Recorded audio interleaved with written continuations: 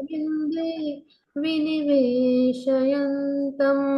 वटस्य पत्रस्य पुटे शयानं बालं मुकुन्दं मनसा स्मरामि। हे कृष्ण हे यादव हे सखेति बालं मुकुंदम मनसा स्मरामी। हरे कृष्ण। भगवानांच्या या सुंदर रूपाचे वर्णन आहे पहा.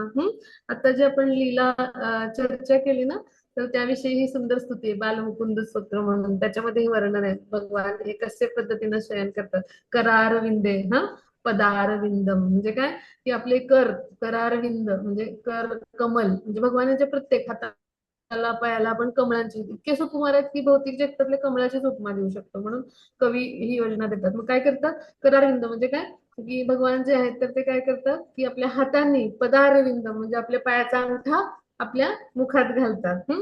आणि मग काय वटस्य म्हणजे काय की विनिवेशयंत म्हणजे काय भगवान झोपतात कुठं वटस्य पत्रस्य पुटे शयान म्हणजे काय की वटाचं म्हणजे हे जे आहे पिंपळाचं पान तर त्याच्यावर काय करतात शयन करत असतात आणि अशी लीला ते करत असतात. खूप सुंदर असं ते वर्णन आहे.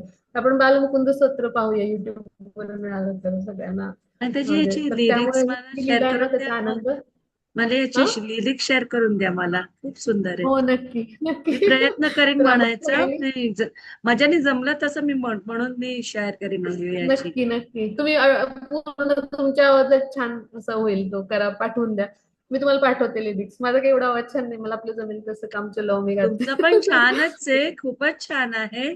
कृष्ण कृपा. मी करीन पण तुम्ही नक्की. छान म्हणता आणि ते मी पाठवून देते नक्की. तर सगळ्यांनी याचा आनंद घेऊया आज आणि आपलं चिंतन वाढवूया आणि अशा पद्धतीनं भगवानांच्या भक्तांच्या ज्या स्तुती ऐकून आपण पण आनंद घ्यायचा प्रयास करत असतो. ह्याच्यावर चिंतन करायचं आणि ह्यातलं जे काही आवडलं ना तर तो भाव आपण आपल्या प्रार्थनेमध्ये ठेवायचा प्रयास करायचा म्हणजे आपण पण आध्यात्मिक स्तरावर उन्नत व्हायला मदत होते. आपण इथे थांबूया. मी वैष्णव प्रणाम